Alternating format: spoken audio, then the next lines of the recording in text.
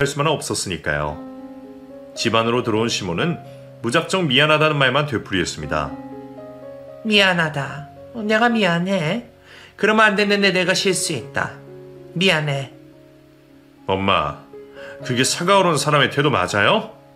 어떤 잘못해서 왜 미안한지 말씀을 하셔야죠. 엄마 아버지한테 쫓겨나서 이러시는 거죠. 아무리 그래도 이런 식으로 사과하시면 안 되죠. 사과하실 거면 똑바로 하세요. 태훈아, 엄마가 사과를 하러 온 게 중요하지 어떻게 사과하는 게 뭐가 중요하니? 너 왜 끝까지 예편만 들고 엄마 편은 안 들어?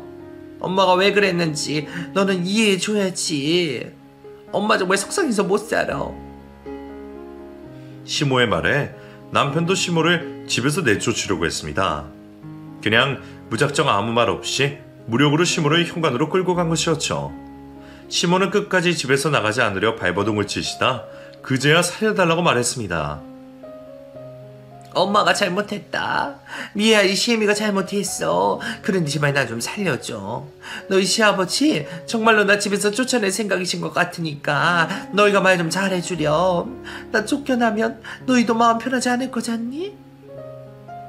남편과 제 바지가랑이를 붙잡고 애원을 하는 시모를 보면서 마음이 약해진 저는 남편을 설득시켰습니다.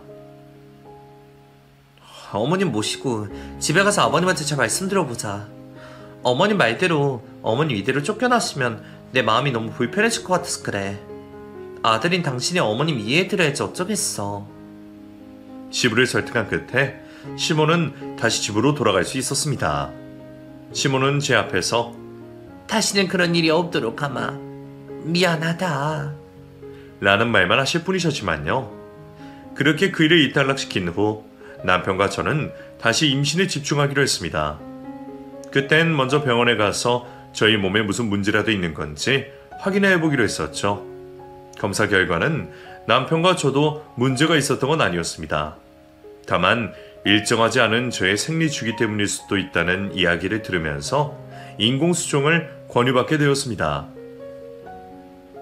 인공수정하면 미애 네가 많이 힘들어지는데 그렇게까지 해서 우리가 임신을 해야 될까? 나는 차라리 아기가 자연히 먼저 찾아올 수 있게 언제까지든 기다리는 게 맞는 것 같아.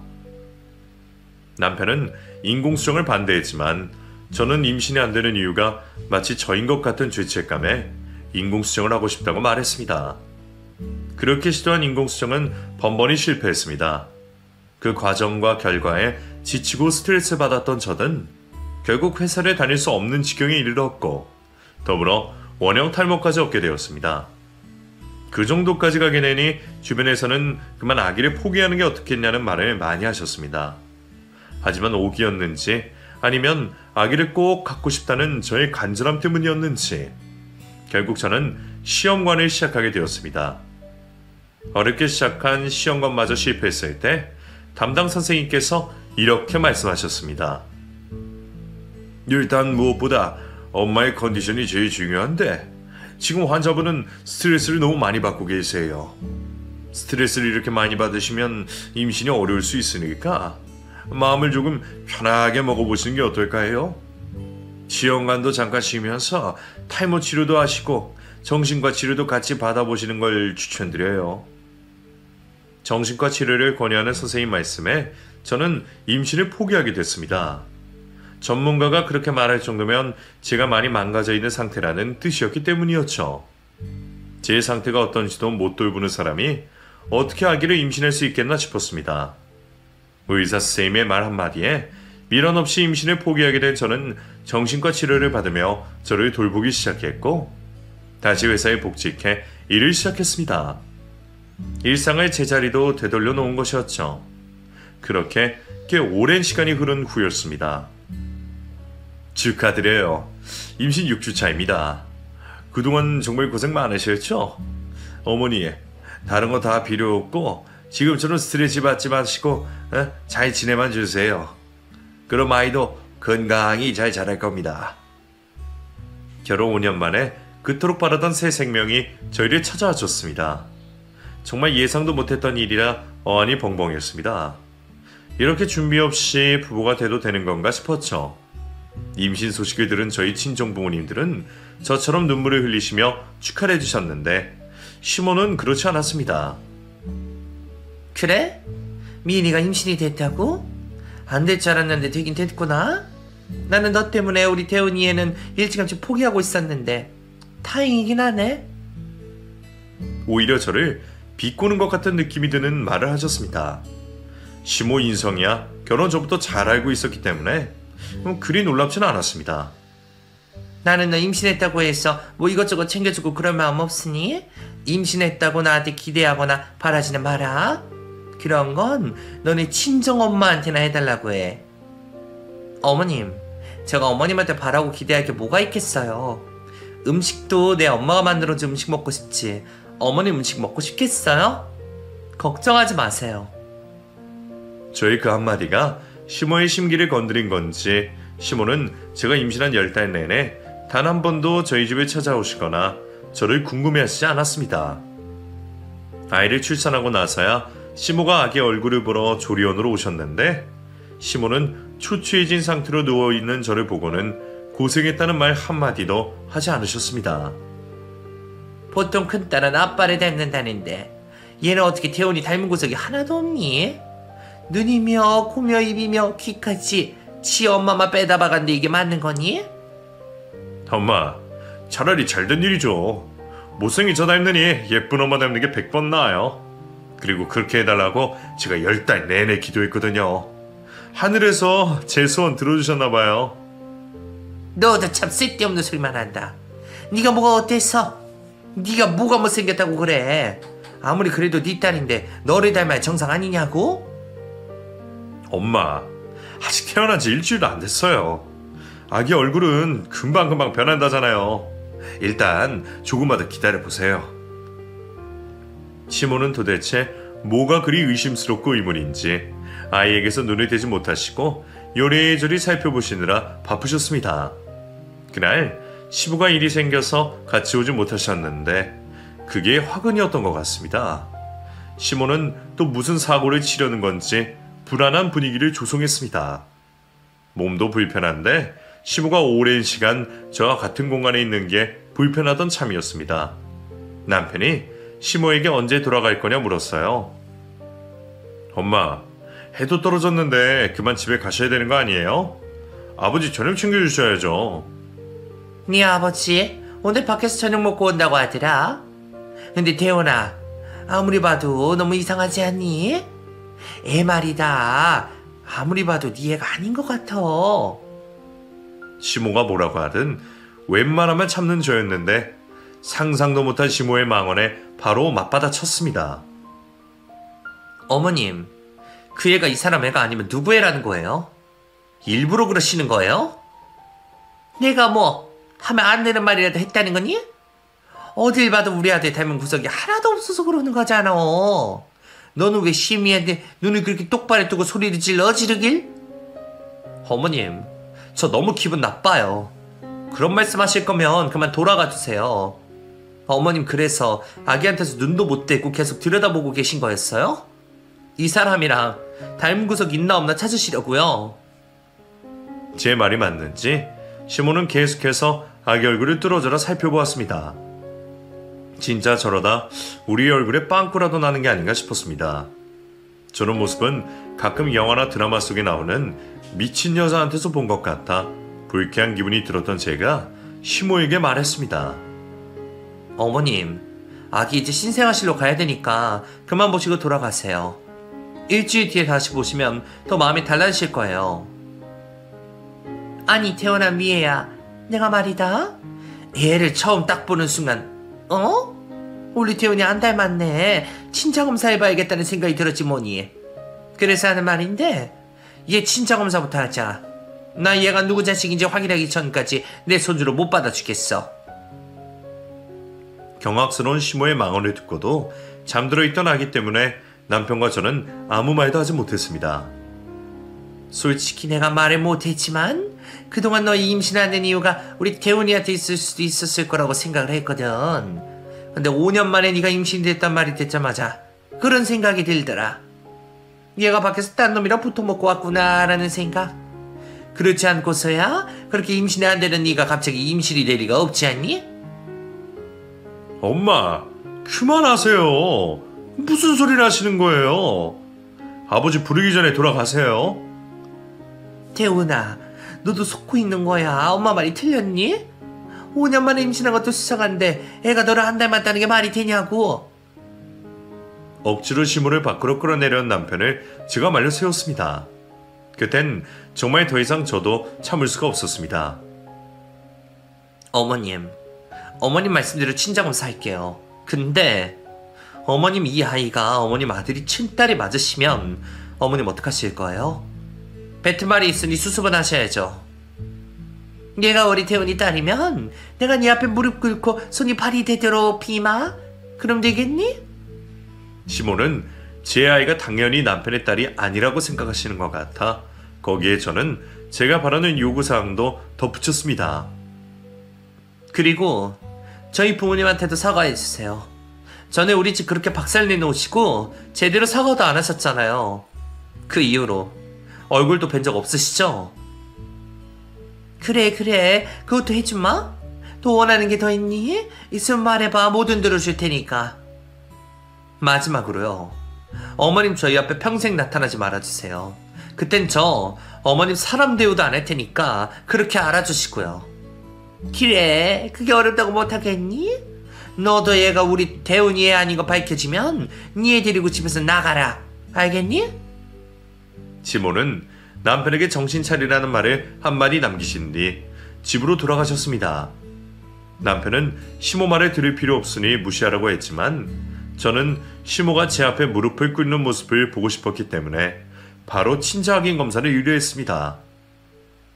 하늘에 맹세코 부끄러운 짓을 하지 않았지만 검사 결과를 기다리는 그 시간 동안은 지옥에서 살고 있는 것 같은 기분이 들었습니다. 친자 검사 결과를 받아보고 난 후 남편은 본인이 혼자 가서 해결하고 오겠다고 했지만 저는 저희 친정 부모님을 모시고 시댁 집으로 향했습니다. 어머님, 친자 검사 결과 나왔어요. 어머님 눈으로 한번 확인해 보세요. 저는 검사 결과지를 시모의 면전에 집어 던졌습니다. 당당한 저의 모습에 시모는 결과를 예측한 듯 망연자실한 표정으로 결과지를 들여다보았습니다. 어머님, 무릎 꿇으세요. 무릎 꿇으셔서 저한테도 저희 부모님한테도 사과하세요. 그동안 저 미워하셨던 거, 그리고 제 딸의 출생을 의심하셨던 거, 저희 부모님한테 무례하게 구셨던 거 다 사과하시라고요. 시부도 남편도 저를 말리지 않았습니다. 그저 말없이 그 상황을 지켜보고 있을 뿐이었죠. 저희 부모님은 그러지 말라고 시모를 말렸지만 시모는 한참을 고민하시더니 제 앞에 무릎을 꿇었습니다. 미애야, 내가 이번에도 잠시 미쳐 돌았나 보다. 미안하다. 애가 너무 예뻐서 그랬어. 태훈이를 닮으면 못생겨야 되는데 애가 너무 예뻐서 그랬어. 어머님, 어떻게 사람이 그런 생각을 하실 수가 있어요? 애가 이뻐서 그랬다뇨. 말이 돼요? 내가 미안하다. 그리고 사돈 언니랑 사부님한테도 죄송합니다. 그때 제가 그렇게 난동을 부렸으면 먼저 찾아가서 용서를 구했어야 했는데 이제서야 용서를 구하네요. 심려를 끼쳐드려 정말 죄송합니다. 순순히 용서를 구하는 시모였지만 그때까지만 해도 저는 시모를 용서해 줄 수가 없었습니다. 그리고 어머님, 이제 앞으로 다시는 저희 앞에 나타나지 말아주세요. 저희 어떻게 사는지 궁금해하지도 마시고요. 찾지도 마세요. 앞으로는 평생 모르는 사람이라 생각하고 그렇게 살아주셨으면 좋겠어요. 미애야, 내가 이렇게 네 앞에서 무릎 꿇고 빌고 있잖니? 그것만큼은 어떤 걸로 해주면 안 될까? 아무리 그래도 어떻게 내 새끼랑 연락을 끊고 사니? 저는 어머님 평생 보고 살 자신이 없어요. 어머님은 항상 사고치고 나서 미안하단 말만 하시고 또 계속 사고치시잖아요. 어머니 지금 미안하다고 이렇게 비셔도 다음이 돼서 또 뭐라고 하실지 어떻게 알아요? 저 이제 그만 상처받고 싶어요. 시모는 갑자기 오열을 하기 시작했습니다. 그러면서 머리를 바닥에 쳐박고 머리 위로 손을 들어 올려 싹싹 빌기 시작했습니다. 제발 내가 이렇게 부탁할게. 한 번만 용서해 주렴. 네가 나 용서 안 해주면 나 네 시아버지한테도 쫓겨난다. 한 번만 살려다오. 내가 이렇게 부탁하마. 시모는 10분 넘게 살려달라며 미안하다고 빌었습니다. 마음 같아서는 그러든 말든 시모를 무시하고 싶었지만 아무 말 하지 않아도 마음 아파할 남편과 시부를 생각해 시모를 용서해 주기로 했습니다. 어머님, 앞으로 저 안 괴롭히실 거죠? 이유 없이 그냥 밉다는 이유만으로 저 안 괴롭히겠다고 약속해 주세요. 안 그럴게. 앞으로 절대 안 그럴게. 나는 정말 그저 나는 이렇게 못났는데 너랑 사돈들이 너무 잘나고 예뻐서 그게 질투나서 그랬어. 내가 너무 못나서 그랬어. 미안하다 미애야. 가슴속에 담아뒀던 시모의 솔직한 말에 그 자리에 있던 모든 사람들이 눈물을 보였습니다. 남편도 시부도 그리고 저희 부모님도 눈물을 보이셨죠. 어릴 때부터 못생겼다는 말을 너무 많이 듣고 살았어 내가. 근데 대훈이를 낳고 보니 얘가 나를 많이 닮았더라고. 그래서 우리 아들도 나처럼 못생겼다고 무시당하고 사는 게 아닌가 걱정을 했는데 네가 3년 동안 우리 아들을 안 받아줬다고 하니까 우리 아들이 못생겨서 안 받아준 거라는 생각이 들었어. 그래서 네가 미웠던 거야. 시모의 마음이 그렇게 삐뚤어졌던 건 시모의 잘못만이 아니었습니다. 시모도 외모 지상주의로 돌아가는 이 세상의 피해자였던 것이었죠. 시모가 꽁꽁 숨겨왔던 속마음까지 알게 된 저는 시모의 모든 잘못을 진심으로 용서해 주기로 했습니다. 그리고 그런 시모를 이해하려고 노력을 했었죠. 그날 이후 시모는 딸아이의 돌 잔칫날을 빼고는 얼굴을 볼 수가 없었습니다. 시모는 저를 보는 게 많이 불편하셨는지 저를 피해 다니셨기 때문이었죠. 시모와 친해질 수 없다는 건 알았지만 관계가 결국 나보다 못한 사이가 되어버린 것 같아 씁쓸하기는 했습니다. 하지만 예전처럼 원수로 지내지 않는 게 어디냐는 생각이 들었습니다. 둘째 임신 소식을 들어도 먼저 연락은 주지 않을 거라고 생각했던 시모가 먼저 연락을 주었을 때 얼마나 놀랐는지 모릅니다. 미애야, 대은이한테 들었어. 둘째 임신했다면서? 할인이도 어렵게 가져서 둘째는 생각도 안 하고 있었을 텐데 정말 축하한다. 무리하지 말고 몸조리 잘해서 둘째도 건강하게 출산하자꾸나. 축하한다는 시모의 말에 감사하다는 말 말고는 아무 말도 하지 못했지만 전화를 끊고 나서 저는 한참을 울었습니다. 진심으로 축하해주는 시모에게 감사하기도 하고 죄송하기도 했기 때문이었죠. 기적은 별게 아닌 것 같습니다.